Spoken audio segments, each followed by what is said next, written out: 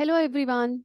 So today we are going to take introduction to soft computing topic, and this topic is covered in a subject uh, application of soft computing in your fifth semester as per AKTU syllabus.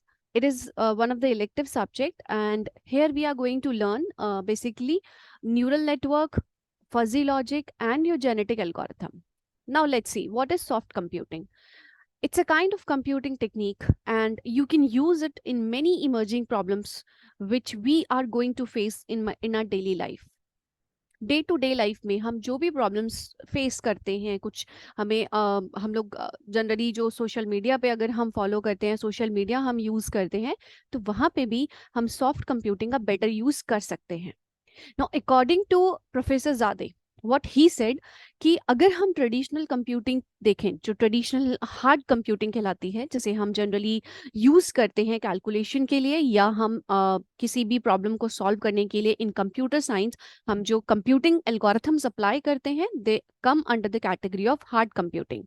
अगर हम hard computing से compare करें तो soft computing हमारा उसके अंदर इतना it has this kind of like capability which can exploit the tolerance, where we can go for the imprecise results, we can find out the uncertain values, and we can find out the partial truth, like the partial true values which neither false nor true, completely true.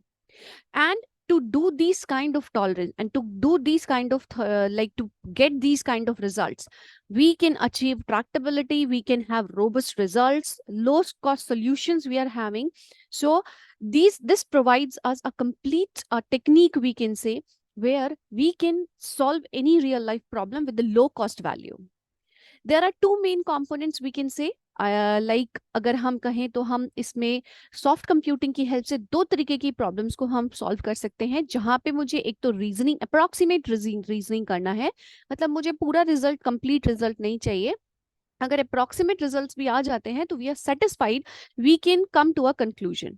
We can also go for search and optimization, जहां पे मुझे किसी भी algo को या method को optimise करना है, किसी सॉल्यूशन को ऑप्टिमाइज करना है, वहां पे भी हम इस पर्टिकुलर सॉफ्ट कंप्यूटिंग को यूज कर सकते हैं.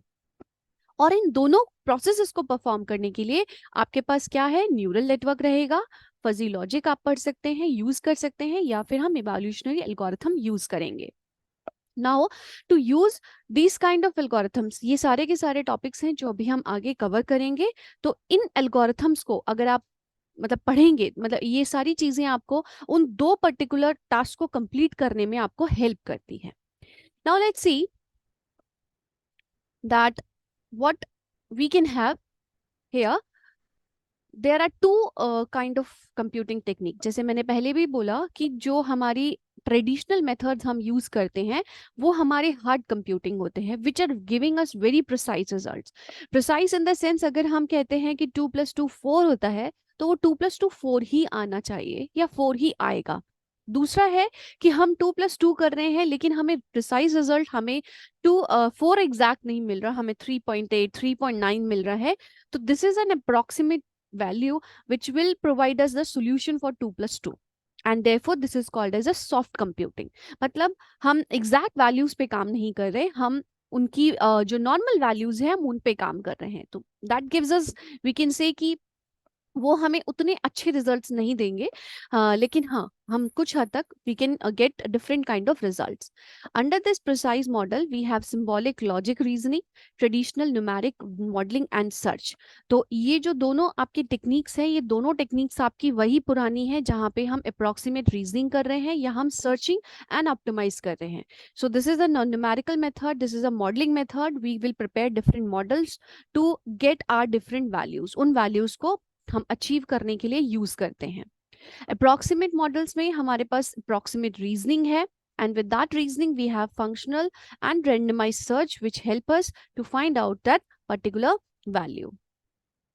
Now coming to the next one, neural network. So let's first take neural network. And as per the DARPA study in 1998, in 1988, a neural network is nothing but it is a kind of connection which is composed of different elements which are operating in parallel. So all these different small units, they are parallelly working together in a network and to compute, to find out a result, to compute the value. वो सारी की सारी जो units हैं, उन सारी units को हम कह सकते हैं दे कैन बी नोड्स. अब these nodes can be anything, like वो कुछ भी हो सकते हैं आपके, but in this we are finding a approximate value. Now, next, like we can have as per Haken, in 1994 he defined it its own way, that this is a kind of network which is connected in a parallel manner, and we have a distributed processor which gives us a functionality so that we can store the knowledge and make it use for like further problem statements. So here knowledge is acquired by the network through a learning process, and here interneuron connection which is giving us a kind of weight we are having. तो हर एक neuron के ऊपर हमने एक wait दिया हुआ है जो हमारी वैल्यूज को स्टोर करता है. ठीक है, तो एक तरीके से ये आपका एक नेटवर्क होता है. तो अगर हम नेटवर्क देखें तो मैं छोटा सा बस एक यहाँ पे आप लोग को एग्जाम्पल दे देती हूँ किस तरीके से हम डिफाइन करते हैं. So let's suppose this is a kind of neuron. ये मेरा एक न्यूरॉन दिया हुआ है. ठीक है, ये मेरा इनपुट है. These are my input values which are I am getting, and here इसके साथ मुझे एक आउटपुट मिलता है जो मुझे हेल्प करता है, जो मुझे पता चलेगा कि वो मेरा it will be close to the output, desired output, or it will be a accurate output. So in this manner we have different input values and we will come to a one output conclusion, right? So ये होता है एक basic structure neural network का. छोटा सा मतलब एक example है अभी, we will see later. हम इसको और आगे अच्छे से पढ़ेंगे और देखेंगे कि हाँ exactly हम neural networks में क्या चीज पढ़ते हैं. Now coming to the next one, we have Nigrin. He has also defined as like it's a circuit which is connected, and in that connection we have different elements which are neurally based, and each element is working on its own local information. So they all are like asynchronously doing the work and finding out the output. As per Zurada, we have artificial neural networks. They are a kind of cellular systems which have capability to acquire, to store, and to utilize the knowledge which is stored on those nodes for getting the desired output. Now, what is the neural network and where we can apply this neural network? So as you can see, there are different branches, there are different disciplines which are given to us where we can use this neural network as a part of to find out the solution or to like use these on these problem statements. So first one is mathematics. So for approximation and optimization we can use neural network. तो जहाँ पे भी मुझे लगता है कि मुझे एक certain formula मैंने ड्राइव किया है या मैंने कोई डेरिवेशन ड्राइव किया है, तो उस डेरिवेशन को चेक करने के लिए, उसकी वैल्यूज को, उसकी एक्यूरेसी को चेक करने के लिए हम न्यूरल नेटवर्क्स का यूज कर सकते हैं.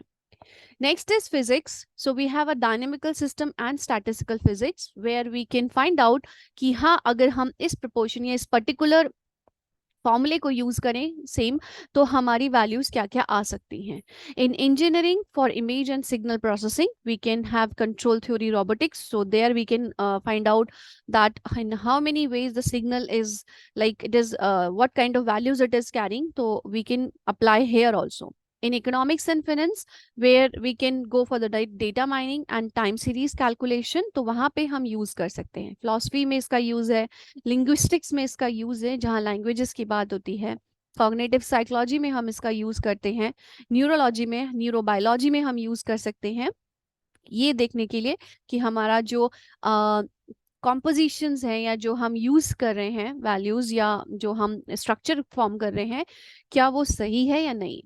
Last but not the least, computer science, artificial intelligence, जहाँ पे हम न्यूरल नेटवर्क्स का यूज करते हैं, अप्लाई करते हैं, ताकि हम अपनी जो प्रॉब्लम है उसको हम इसकी हेल्प से सॉल्व कर सकें. नेक्स्ट आपका जो था टेक्निक वो था फजी लॉजिक. तो फजी लॉजिक बेसिकली अगर आप नाम से ही देख रहे हो तो जो आपको नाम दिया जाता है फजी, राइट, तो फजी का मतलब ही होता है actually a kind of fake, right. तो यहाँ पे हम बात करते हैं फजी लॉजिक की. तो फजी लॉजिक का मतलब है कि हम ये देखना चाहते हैं कि वैल्यूज जो आती हैं वो कितनी वेगनेस है, या हम कितनी भी इम्प्रिसाइज वैल्यूज पे हम काम कर सकते हैं और उनके आउटपुट्स को हम रिसीव कर सकते हैं। तो in 1930 like Post Kleene and Lukasiewicz, they attempted to represent some undetermined, some unknown values, unknown truth values, to apply it on a certain algorithm, to apply it on a problem statement and get the vague results.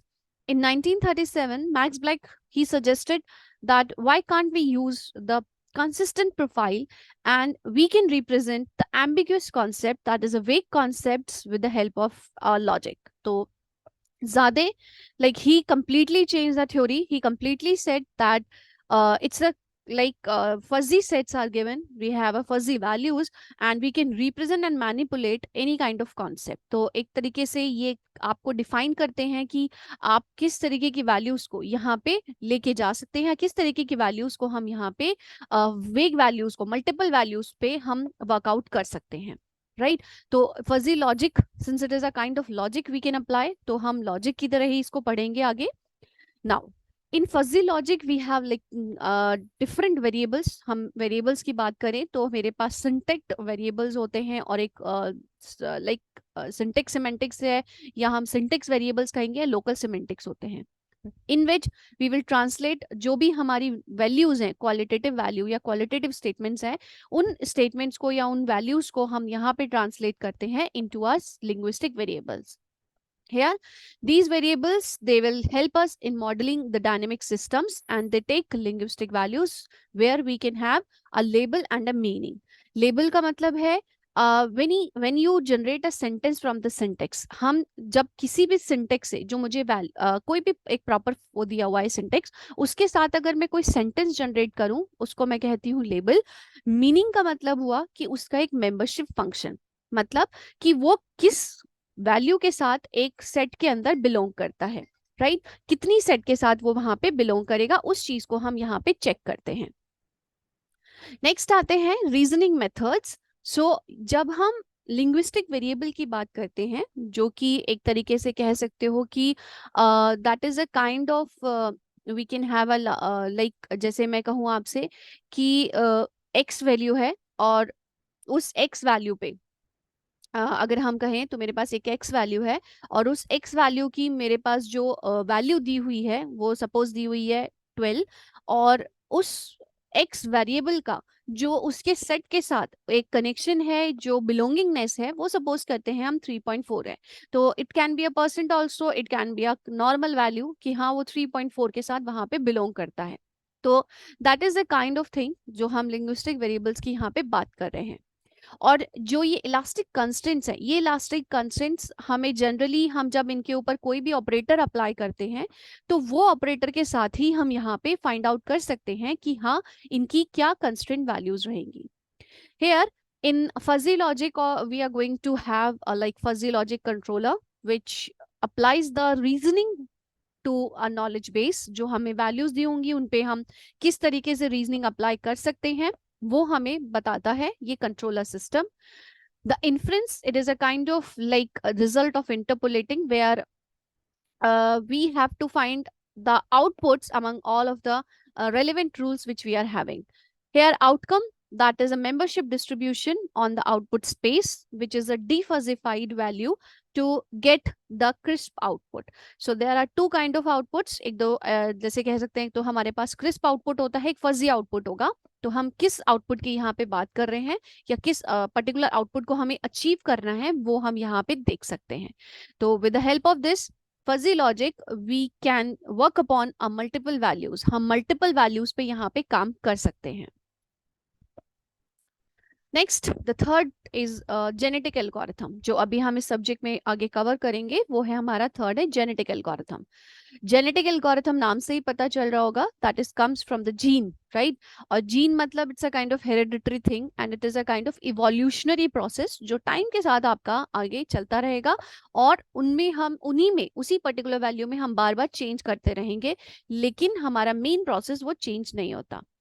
Genetic algorithm, it's a probabilistic search algorithm and which moves on like which will repeated among a like set we are having, हमारे पास एक set दिया होगा, we have objects over that set, और हर एक set value की आपके पास एक फिटनेस वैल्यू होगी कि वो कितना फिट है आपका यहाँ पे, और उस वैल्यू के साथ आप यहाँ पे जो अप्लाई करते हैं थ्योरी, लाइक जो भी हम यहाँ अप्लाई कर रहे हैं वो वैल्यू अप्लाई होती है, and this is a fitness value you will get with the object. तो मेरे पास उस ऑब्जेक्ट की फिटनेस वैल्यू है, and I am going to use it to generate a new population using my Darwin's theory, using a Darwin principle that naturally we can select, we can use certain operators, and with those genetic operators we are going like such as आपके यहाँ पे mention भी है कि हम basically crossover और mutation का use करते हैं, ताकि जब हम x और y को हम ऑपरेट करें तो इन दोनों की ऑपरेटेड वैल्यूज को, राइट, इन दोनों की ऑपरेटेड वैल्यूज से हमें क्या आउटपुट जनरेट हो सकता है, हमारा नेक्स्ट पॉपुलेशन में कौन सा मेंबर ऐड होगा, जेड होगा या कोई और, वो हम यहाँ पे फाइंड आउट करते हैं। तो जेनेटिक एल्गोरिथम जनरली वहां पे आपके लिए बेनिफिशियल है जब आप हर बार आप जो एग्जिस्टिंग वैल्यूज के साथ आप क्रॉसओवर या म्यूटेशन अप्लाई करें, और हर बार आपको एक न्यू वैल्यू फॉर्म होती है, वो न्यू वैल्यू फर्दर आपकी काम आ सकती है आपके आगे के प्रोसेस के लिए। Again we can use those new values because अभी वो ओल्ड वैल्यूज हो चुकी हैं, तो जब हम उन न्यू वैल्यूज को वापस से करेंगे यूज, तो वो हमें न्यू पॉपुलेशन में हेल्प करेंगी। बेसिकली 3 स्टेप्स में हम इसको कवर करते हैं। There are 3 steps which are used in genetic algorithm. पहला है वैल्यूज को इनिशियलाइज कीजिए।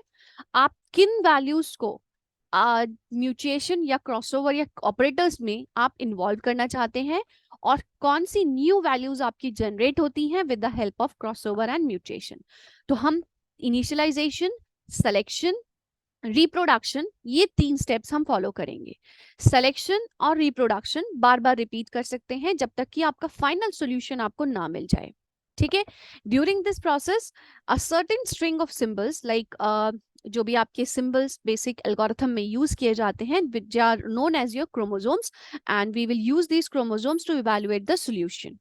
तो हेयर जो आपकी 3 स्टेप्स हैं, उन 3 स्टेप्स की हेल्प से हम बार बार वैल्यूज को जनरेट करते हैं। लाइक सपोज आप कोई एलिमेंट सर्च कर रहे हैं, तो एलिमेंट सर्च करने के लिए आपके पास एक लिस्ट दिया हुआ था, आपने पहली बार में सर्च किया, you will not gate accurate result, आपको वो एलिमेंट नहीं चाहिए था, आपने दोबारा उसको अप्लाई किया।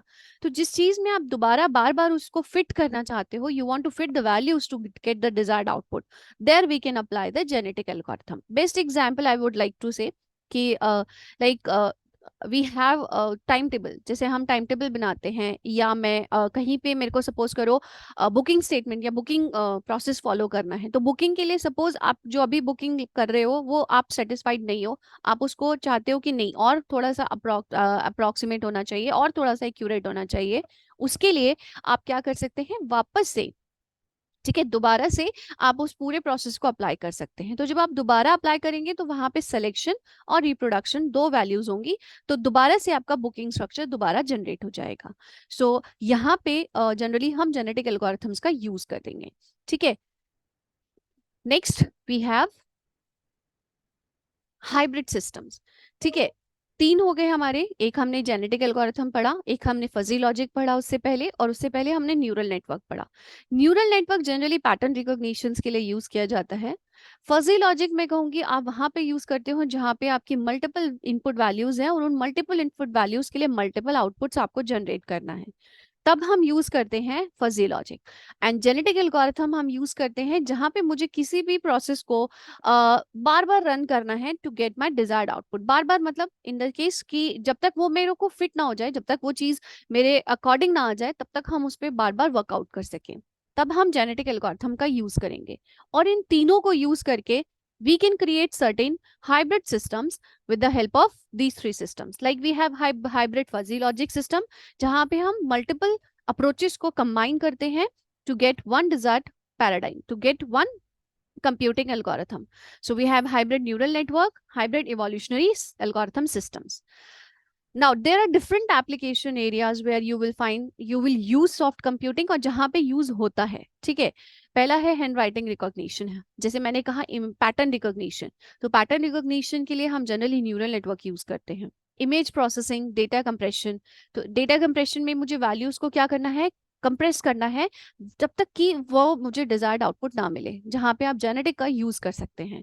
इमेज प्रोसेसिंग में हम जनरली न्यूरल नेटवर्क का यूज करते हैं। ऑटोमेटिव सिस्टम एंड मैन्युफैक्चरिंग, जहाँ फजी वैल्यूज पे काम कर सकते हो to get like how the system will work. Soft computing to architecture, decision support systems, power systems, neurofuzzy systems, fuzzy logic control, machine learning approaches, speech and vision recognition systems, process control and so on. So ये सारे applications हैं जहाँ पे हम तीनों में से कोई भी एक अप्रोच फॉलो करते हैं to create such kind of systems. So this is a reference which you can find.